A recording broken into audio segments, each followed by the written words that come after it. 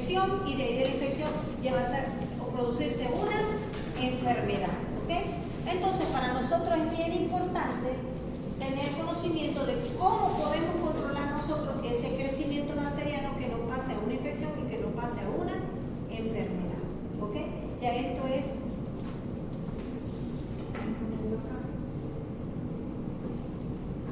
¿Y por qué es importante saber que hay muchos métodos, mecanismos de control del crecimiento bacteriano?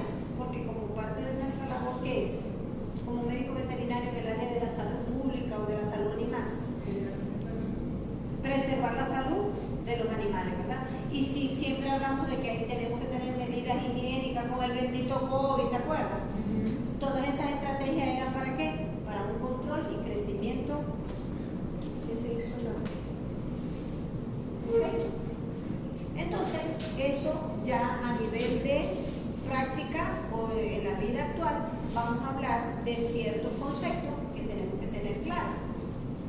Y uno de esos controles para el crecimiento es la esterilización. ¿Ustedes han visto ya cirugía? No han visto cirugía, ¿verdad? Pero bueno, el que vaya a una cirugía, todos esos materiales quirúrgicos están totalmente esterilizados. ¿Okay? ¿Por qué? Porque hay una garantía de que a la hora de que vamos a exponer un tejido abierto no se vaya a contaminar.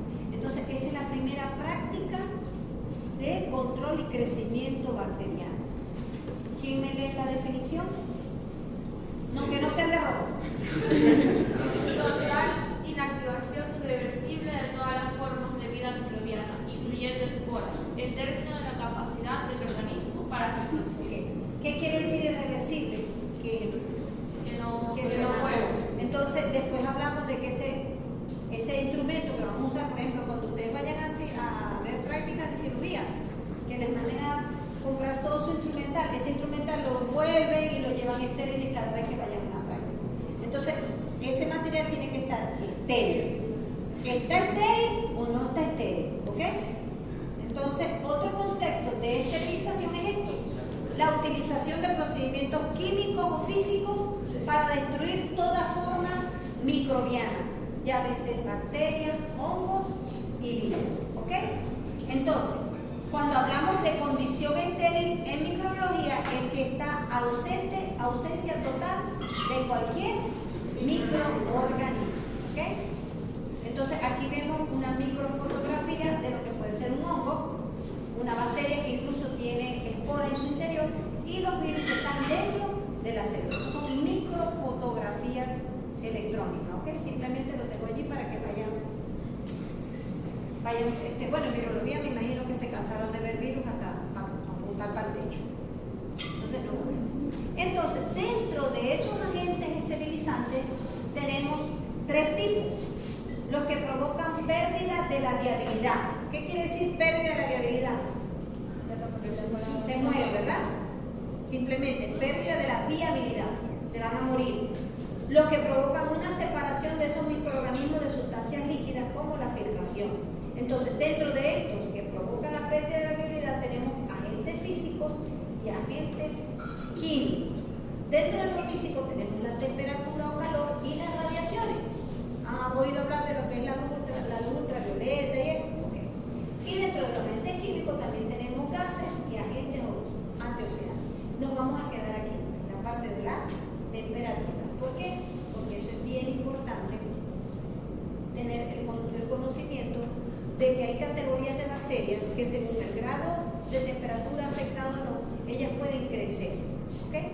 Entonces tenemos acá, esto es como una curvita de crecimiento que vimos en la primera parte. ¿Okay? Entonces llamamos temperaturas cardinales a los rangos de temperatura en el cual X especie de microorganismo se puede desarrollar. Entonces podemos tener un mínimo de temperatura, un óptimo de temperatura y un máximo de temperatura. Por ejemplo, la Escherichia coli puede crecer en X temperatura como mínima. La Escherichia coli puede crecer en óptimas temperaturas a tal rango, o puede crecer en un máximo de temperatura a tal rango. ¿Okay? Eso es lo que se llama temperaturas cardinales. Por debajo de aquí y por de allá no va a haber crecimiento. ¿Okay? Esto lo vamos a ver más específico acá.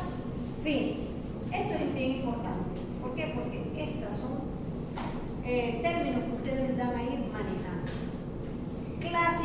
clasificación, fíjense que tiene una estrellita, clasificación de los microorganismos según el rango de temperatura, ¿ok? Por ejemplo, tenemos bacterias psicrófilas, psico de frío, que pueden crecer desde 0 a 15 grados, pero hay algunos facultativos dentro de esas psicrófilas que se llaman psicotrófos, que también pueden crecer hasta 25 grados. Ejemplo de ellas, Flavobacterias.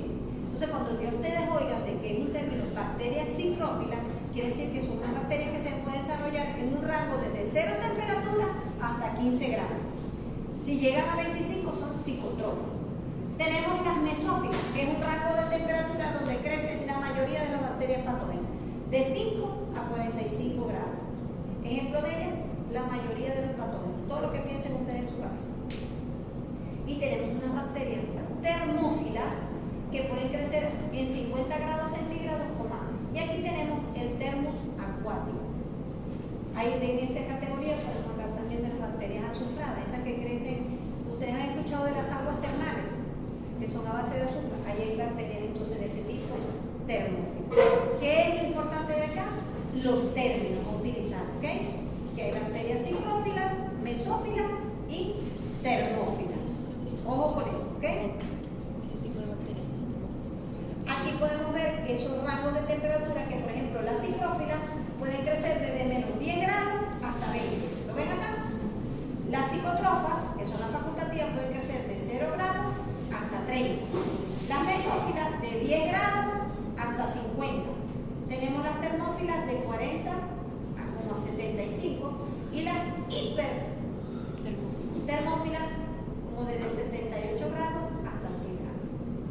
Estos son los rangos de temperatura, lo que vimos ahorita, los rangos de temperatura óptima, mínima, óptima y máxima. Pero vuelvo y le repito, lo importante es los términos que tenemos que utilizar. Ok, fíjense, nuevamente con la misma temperatura, vuelvo aquí a insistirle. Okay. Hay una curva característica, la temperatura mínima por debajo de ella no debe haber crecimiento, la máxima es donde se expresa su mayor. ¿Se acuerdan cuando vimos la lámina de crecimiento? Exponencial, latente, exponencial y más. Okay. En esta curvita acá es que se puede ver ese crecimiento y las temperaturas máximas que por encima de ella, después de acá, no hay crecimiento. ¿Me entienden? Ok. Esto es otra gráfica para que más explícita. Okay. Ahora bien, hablamos de que estamos hablando de medios de esterilización físico, como hablamos de la temperatura, y en este caso ya vamos a ver qué puede hacer una temperatura mínima que no haya crecimiento bacteriano. ¿Qué ocurre? Vimos ahorita la gráfica de donde hay mínimo, óptimo y máximo. ¿Me siguen? Entonces, ¿qué ocurre cuando la temperatura es muy mínima? ¿Qué es lo que ocurre en los refrigeradores? Por eso es que no se nos descomponen los alimentos, ¿cierto? Los alimentos como la carne, salsa, queso, que es por esto. Porque hay esas bacterias que crecen en el rango por encima de eso y le aplicamos una temperatura mínima muy fría, porque en ese caso, ¿qué pasa? Disminuye la fluidez de la membrana y se detiene el transporte de nutrientes y gradientes. Hay un aumento de esa viscosidad del citoplasma, hay un debilitamiento de esos enlaces hidrófobos de proteínas y provoca inactivación de enzimas y de los ribosomas. ¿Okay? Entonces, esto es como la explicación de cuando esas temperaturas son muy mínimas y esa no es el rango de crecimiento de esas bacterias, porque ocurre esto. ¿Me entienden?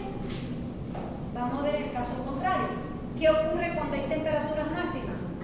Básicamente la desnaturalización de proteínas, de los sistemas enzimáticos, colapso de la membrana citoplasmática y lisis térmica de la bacteria. ¿Qué es el término de lisis? Ok, por ahí vamos. Fíjense que aquí hay un dibujito que por encima de 31. Simplemente esto es referencia de lo que ocurre y por lo cual no ocurre un crecimiento en esas temperaturas o muy bajísimas o muy altas.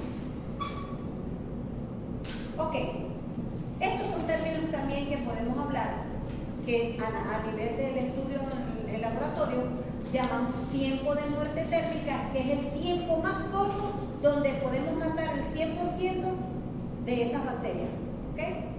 De una suspensión bacteriana, por ejemplo. Y reducción decimal del tiempo, que es el tiempo mínimo necesario para matar o reducir 10 veces esa densidad de población. Eso simplemente es como referencia, para que ustedes sepan que hay un término que se llama muerte térmica y reducción decimal del tiempo, ¿ok? Profe, yo creo que no tiene nada que ver con el tema, pero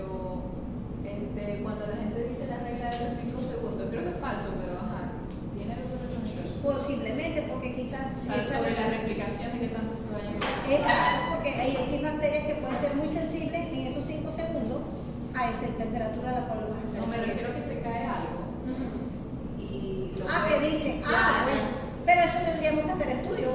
Primero, para empezar, pienso yo del ambiente donde estamos, por decirte, poner aquí una placa de PET, a ver qué crece, entonces saber que después lo que creció allí, tú 5 segundos, a ver si se le va. No sabes. Eso es empírico. Pero también es preventivo, porque a veces uno se cayó y enseguida lo recogió, o no lo recoge y lo botó. ¿Cierto? Eso no lo recoge, no te lo comes, sobre todo con los chamos. Se cayó con cero. O no te metas las manos a la boca que está jugando. Exacto. Pero posiblemente, ¿por qué no? Puede haber. Ahora bien, entonces, estamos hablando de la temperatura, en este caso del calor, como medio esterilizante de tipo físico, ¿cierto? Estamos aquí todavía. Entonces, dentro de esos medios de esterilización por temperatura tenemos calor húmedo y calor seco. Ahora sí vamos a entrar en sí a lo que hace la temperatura. O sea, qué métodos a nivel de laboratorio podemos utilizar para esterilizar. ¿Ok? ¿Me sigue? Ok. Entonces ya vamos a hablar de lo que es el efecto letal del calor como calor húmedo. ¿Qué pasa con ese calor húmedo? Tiene un alto poder de penetración. Se altera sobre todo la membrana y las paredes de estas bacterias. Fíjense, esta es una gran positiva y esta es una gran negativa. ¿Okay? Esto es lo que ocurre. No le voy a preguntar el examen. Lo que puedo preguntar en un examen es qué método de esterilización por calor hay. Calor húmedo y calor. Y hay un calor directo también. Entonces vamos a ver acá. ¿Qué pasa con ese calor húmedo? ¿Qué pasa? Las estructuras secundarias y terciarias de las proteínas de esas bacterias se rompen, los puentes de hidrógeno, y pueden ser reemplazados, ¿ok? Entonces, eso es lo que ocurre. ¿Cuál es el efecto del calor húmedo sobre las bacterias, en ese caso de algún material que vamos a esterilizar, ¿ok? Esto es simplemente ejemplo. Ahora bien, dentro del calor húmedo, lo muy tradicional que toda la vida hacía uno, ¿qué hacíamos? Hervir el agua, ¿verdad? Eso es el calor de ebullición sin presión. Una ebullición, fíjense, un modelo. Hierve el agua para tomar. O antes, la viejito, no es que tampoco soy vieja, pero sí me acuerdo, cuando las enfermeras llevaban unos envasitos de aluminio donde había una jeringa, una inyectadora de vidrio, y las jeringas las ponían a hervir para poder hacer y aplicar el medicamento, ¿me entiendes? Entonces esto es uno como de los pioneros o de los más primitivos técnicas de esterilización por temperatura con calor húmedo, la ebullición. Fíjense que, ¿a qué temperatura hierve el agua? A 100 grados. Entonces, en este caso, a 100 grados por 30 minutos es una manera de esterilización por calor húmedo. Sin presión, ¿por qué? Porque esto no tiene tamaño. ¿Ok? Ahora hay una contraria que es vapor fluente, que se utiliza un envase con un tapón por dentro, en este caso de corcho. ¿Ok? Puede ser otro tipo de tapón, de baquelita. Ese es el vapor fluente. Fíjense que el vapor se queda allí dentro, no hay por dónde salir, igual a 100 grados por 30 minutos, y sirve ¿para qué? Para esterilizar azúcares, leche y gelatina. ¿Ok? Pero en la actualidad, este tipo de calor húmedo bajo presión, se utiliza este aparato que es microbiología, y lo tenemos en autoclave. Quizás no lo vamos a ver acá porque no tenemos práctica, pero allá en microbiología, en el laboratorio de bioanálisis, le vamos a decir a la profesora que le explique. Esto ya es un método más moderno de calor húmedo bajo presión con este aparatico que se llama autoclave. En las casas tenemos algo parecido, lo que tienen las ollas de presión. ¿Ok? Fíjense, lo importante de esto es que a 115 grados centígrados, a presión de 10 libras por pulgada, en 15 minutos podemos obtener un material esterilizado. Esto es un autoclave, fíjense, tiene como un cilindro, ¿verdad? Un material cilindro, donde va a estar adentro, tiene una tapa, tiene unos manómetros, adentro va a tener una rejilla, y nosotros, por ejemplo, envueltos en ese papel marroncito, papel film, creo cómo se llama ese papel que ahorita lo usan mucho para material que es como el papel de la bolsa de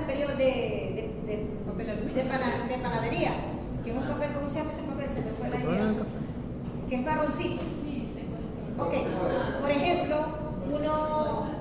yo lo hacía, uno compraba las cajitas de gasa, las cortaba, las envolvía en ese papel, y a uno ahí en microbiología le hacían el favor de esterilizarse. el material, que si tijeras, pinzas, etc. Uno los envolvía en ese material y uno aquí en microbiología, por lo menos en mi tiempo, le hacía el favor de que uno lo esterilizaba. Entonces ya tú ibas a tu práctica de cirugía con tu material estéril. ¿Ok? ¿Sí? Entonces este es el aparato, el famoso autoclave. Aquí hay, ahorita están en desuso porque tenemos desde la pandemia para acá, esos laboratorios apenas se están recuperando, se están limpiando. Tengo el apoyo de una doctora que es jubilada, pero ella va a venir a ver qué es lo que sirve, qué es lo que no sirve, a ver en qué momento podemos volver a poner en práctica, valga la redundancia, las prácticas de laboratorio, para que vean lo que es un autoclave. ¿Ok?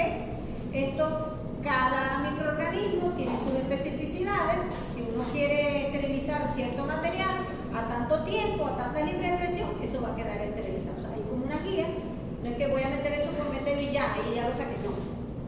La práctica, el personal técnico que está dentro de esos laboratorios ya conoce cuáles son los rangos y los procedimientos utilizados. ¿Okay? Lo importante de esto es que sirve para medios de cultivo, llámese placas, caldo de cultivo, material contaminado, ya cuando uno ha usado esas placas en laboratorio, eso que ha crecido una colonia, pero ya eso lo podemos desechar, lo volvemos a meter al autoclave para que se supone que vaya a matar todo ese crecimiento bacteriano que hay y podemos lavar y reusar las plaquitas de Petri y los tubitos de ensayo como caldo de cultivo. ¿Ok? Esto lo pudiésemos ver, pero les estoy dando un poquito de esto, ¿no? Hay algunos envases como esos que vimos, esos matraz que tienen tapas con algodón, eso hay que cubrirlo bien con cualquier papel impermeable, llámese papel film o aluminio, para meterlo a estos cilindros. Estos tienen diferentes tamaños y diferentes capacidades para meter una cantidad de cierto material para esterilizar. ¿Okay? Son unos bichos grandes, ¿ok? Para que sepan. Fíjense, aquí hay una guía donde hay el tiempo y temperatura requerida para la eliminación de diferentes tipos. Por ejemplo, las formas de bacterias en 5 a 10 minutos a 70 grados centígrados podemos eliminarlo. Hongos y levaduras igual, prácticamente el mismo rango. En cuanto a las esporas de hongos de 70 a 80 grados centígrados y en cuanto a esporas de bacterias en 20 minutos a 121 grados. Y los virus de 5 a 10 minutos, 60 a 70 grados centígrados. ¿Okay? Esto ya es como una tabla que el personal técnico, el que opera esos equipos, sabe. ¿Okay? Voy a esterilizar porque tuve un material de microbiano que tuve allí, lo voy a esterilizar a tanto. ¿Okay? Esto es una normativa por la cual uno tiene que guiarse. No es pregunta de examen, por Dios, simplemente que existe esta guía para que uno se oriente. ¿Okay? De cuanto al tiempo y la temperatura a aplicar a X material. Fíjense, ¿qué materiales vuelvo acá a esterilizar para poder esterilizar con calor húmedo, en ese caso autoclave? Material quirúrgico, material de porcelana, agua y disoluciones acuosas. Pero ¿qué hay esto? Fíjense, esto que tenemos acá, que lo puse como una estrellita. Un indicador biológico. ¿Qué es un indicador biológico? Biológico quiere decir, y en este caso, fíjense, Bacillus estereotermófilos. La presencia de... Ok, ¿qué pasa?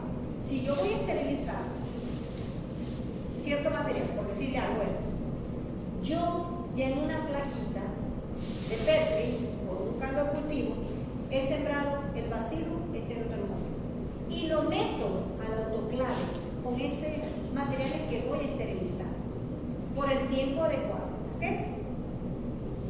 Lo saqué y este mismo plaquita de Petri donde estaba este señor lo meto a cultivar. Se supone que no debe haber crecimiento. ¿Por qué? Porque ocurrió una esterilización. Si hay crecimiento, que me va a indicar que no hubo una buena, entonces a esto lo que llamamos indicador biológico. Un indicador biológico es un cultivo con X bacterias que hemos metido a esterilizar y que luego lo ponemos a cultivar y no debe haber crecimiento. Y eso es indicativo de que hubo una buena esterilización. Entonces, en el caso de autoclave podemos usar este indicador biológico. ¿Ok? Yo no le voy a preguntar cuál es el indicador, pero sí que tengan el conocimiento de lo que es un indicador biológico. ¿Ok? Ventajas del calor húmedo, sobre todo esto, económico. Esto que sea claro, la adquisición de un aparato de eso hoy día pues debe ser, pero lo tenemos acá, pero si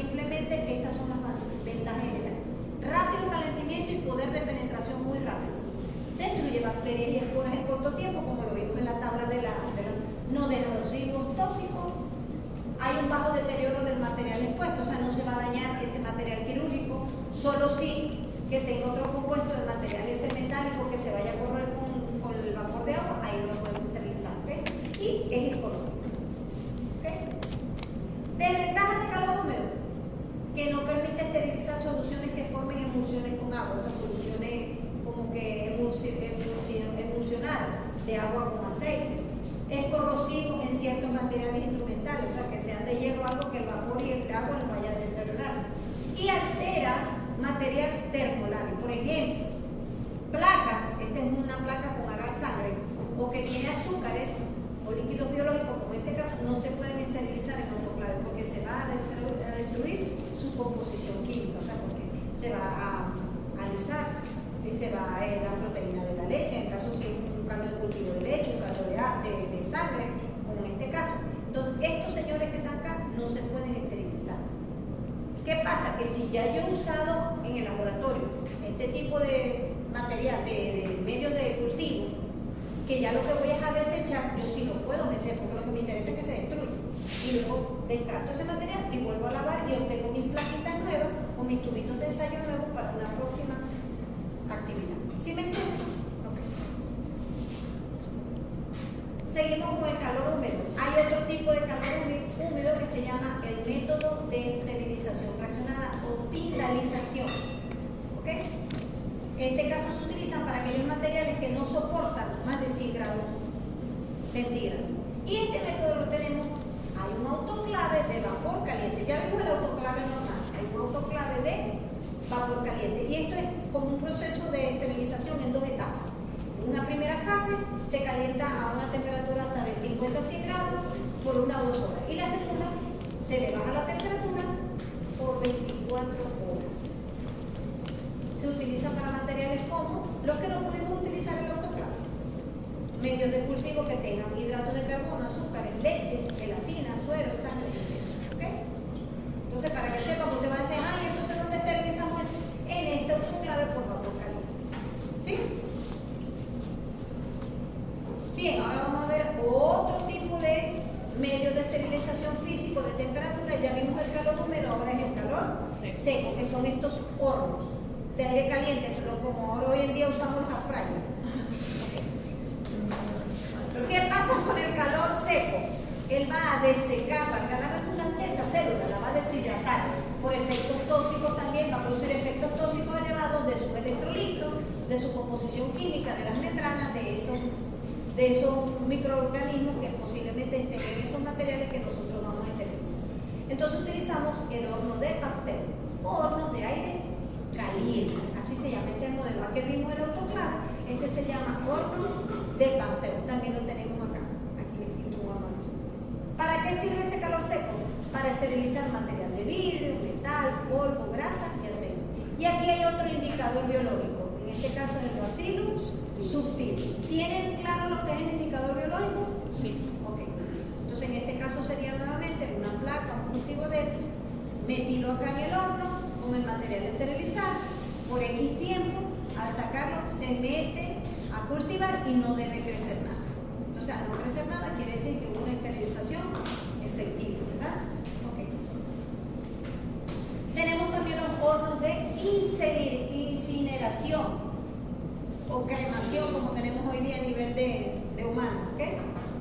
Se utiliza también para destruir material descartable, contaminado, y las asas de platino, que se llama mechero de Bunsen. Este es el mechero de Bunsen, y aquí no se ve bien el asa. Estos mecheritos los tenemos nosotros acá en el laboratorio. ¿Y qué es el asa de Bunsen? El asa de Bunsen es un asa de material como un hielito, ¿ok? Es algo así. Entonces el largo, uno lo pone en el mechero directamente, como cuando uno va a hacer una aguja y la pone en el calor y se pone rojo. Uno espera que se ponga rojo, se deje enfriar, y eso sirve para que uno después tome una muestra de una colonia, de un caldo de cultivo para sembrar. ¿Ok? Eso lo vamos a ver bien. Allá la profesora de bioanálisis nos va a enseñar a hacer, pero para que ustedes sepan que existe un mechero que se llama mechero de Bunsen, y podemos esterilizar de manera directa cualquier material, en este caso el asa, que utilizamos muchas veces en laboratorio. Y hay estos hornos incineradores muy parecidos a los que se utilizan hoy día en los procesos crematorios de animalitos y de personas. ¿Okay? Bien, ya vimos entonces estos métodos esterilizantes por el calor. Recuerda que vimos medios físicos por calor. Tenemos el otro tipo físico que son las radiaciones. ¿Ok? Las radiaciones. Y dentro de esas radiaciones no ionizantes tenemos los rayos ultravioleta. Esos tienen un poder de penetración altamente bajo y en un tiempo muy corto. Dicen que cuando estos rayos ultravioleta están de 200 a 380 nanómetros, va a actuar sobre y directamente sobre lo que es la estructura genética o el ADN bacteriano. ¿Ok? Esto es como cultura general. Aquí podemos ver, fíjense, esta es una placa de Petri. Hay un cultivo, se ve que esta rayita así se quiere decir que se sembró, ¿ok? Se le aplicó los rayos ultravioleta en 3 segundos de exposición y después de cultivarlo vemos que aquí no hubo crecimiento, ¿ok? Ojo con esto en el sentido de simplemente que para utilizar estas radiaciones no ionizantes como medio de esterilización tenemos que tener mucha prevención. O sea, el personal adecuado, el personal entrenado, uso de guantes, batas, lentes, ¿ok? Porque sabemos que estos ultravioletas pueden ocasionar lesiones en el operario, sobre todo tipo de cáncer a nivel de piel. Entonces por eso lo puse aquí, prevención, usar guantes, lentes y batas, pues es nocivo para piel y ojo. Aquí lo aplicaríamos, posiblemente las grandes industrias de alimentos lo pueden estar aplicando. ¿Okay? Nosotros aquí sí no tenemos este tipo, pero para que sepan que hay otro tipo de esterilización por medio físico, que son los radios, las radiaciones no ionizantes. También tenemos, aparte de la ultravioleta, los rayos X, los rayos Röntgen y los rayos gamma. Esto se utiliza mucho a nivel internacional, fuera del país. ¿Para qué? Para donde las industrias donde se procesan alimentos y donde se envasan alimentos. Pero ¿qué pasa? Que estos alimentos, en su etiquetado, en su empaquetado, tiene que llevar este loguito, ¿ok? Que es el símbolo de herradura, que quiere decir que estos alimentos fueron esterilizados con este tipo de radiaciones. Pero hoy día estamos en la onda de que sean alimentos tipo orgánicos, o sea que no llevan tipo de ni de tipo de esterilización de este tipo, ni fertilizantes, ni nada de eso. Pero aquí nosotros no vemos este tipo de empaquetado. Se supone que aquí nosotros, a menos que sean importados, pero en los Estados Unidos y eso, es ley que lleven este loguito. Eso ya me indica a mí que con alguna radiación esterilizaron esos alimentos, ¿ok?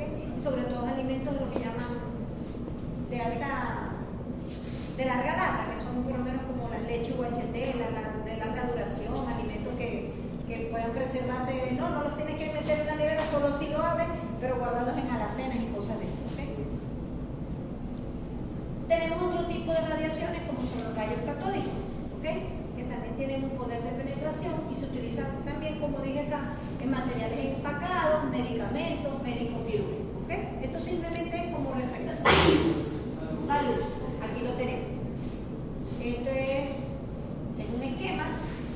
No soy muy física, muy química, pero aquí traté de explicar qué es lo que hacen los rayos catódicos. Son electrones de alta velocidad emitidos por un aparato donde están los electrones negativos en un tubo vacío que, aplicando la corriente eléctrica, va a emitir ese rayo y lo dirigimos hacia el material que queremos esterilizar. ¿Okay? Tiene un alto poder de penetración y se utiliza para materiales empacados, medicamentos, material quirúrgico desechable como guantes, tapabocas, qué sé yo, que vengan todos esos implementos de equipos quirúrgicos que se utilizan, pueden venir esterilizados. ¿Okay? Entonces, hasta aquí vimos la parte de esterilización por medio físico, ¿ok? Temperatura, húmeda y seca, y la otra parte por radiación, ¿ok? Este es el otro tipo de esterilización que se llama con gases.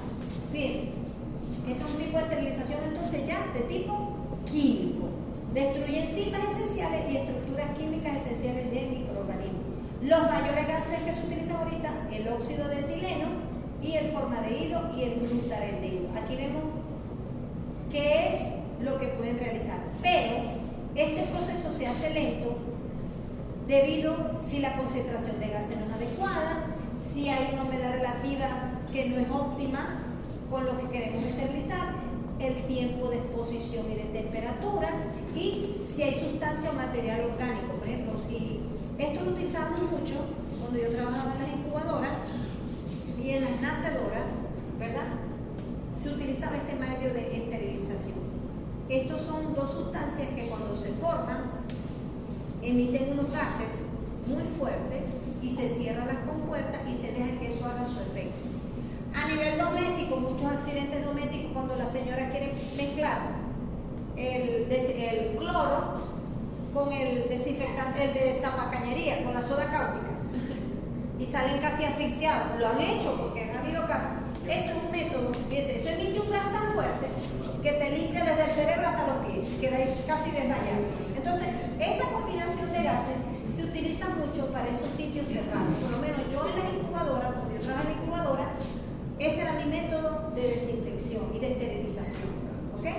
Claro, ¿qué tenía que ver yo tomar en cuenta? Que esas nacedoras y esas incubadoras estuvieran limpias de material orgánico, como que si de cacas, de plumas, porque a veces los pollitos nacen de una vez en la incubadora y no en la nacedora y botan sus excrementos. Esa cantidad de material orgánico que pueda estar allí va a influir en que sea o no eficaz ese tipo de esterilización. ¿Me siguen? ¿Sí? Ok.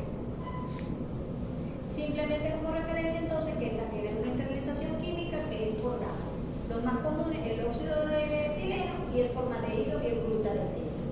Fíjense, se utiliza para esterilizar objetos que sean sensibles al calor, destruye virus, bacterias y hongos y esporas resistentes al calor. Y se utiliza sobre todo como ambientes como incubadoras, galpones, quirófanos, laboratorios. ¿Okay?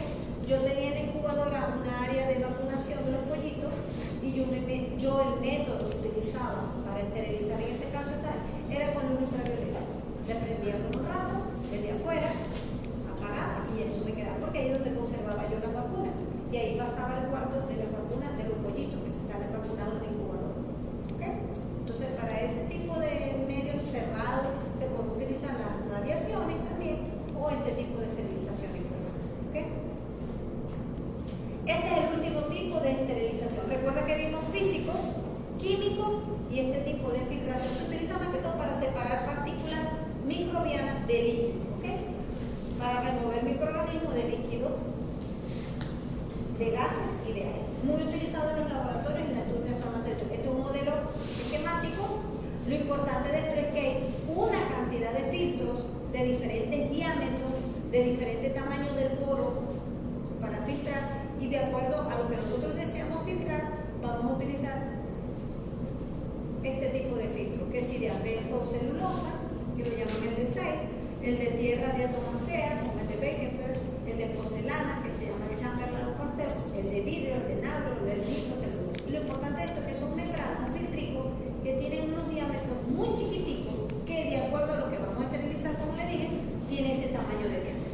Y podemos entonces filtrar, para la redundancia, como que sea, microorganismos desde, a lo mejor si sospechamos de una bacteria muy pequeñita como el micoplasma, incluso de virus, etcétera, etcétera. Simplemente, este es un filtro, aquí va la plaquita, se decanta por acá el contenido de ese líquido, por aquí va a pasar y en un tiempo determinado va a caer allí el contenido y en el filtro va a quedar la bacteria o el microorganismo que vamos a filtrar. ¿Okay? Simplemente también como cultura, no le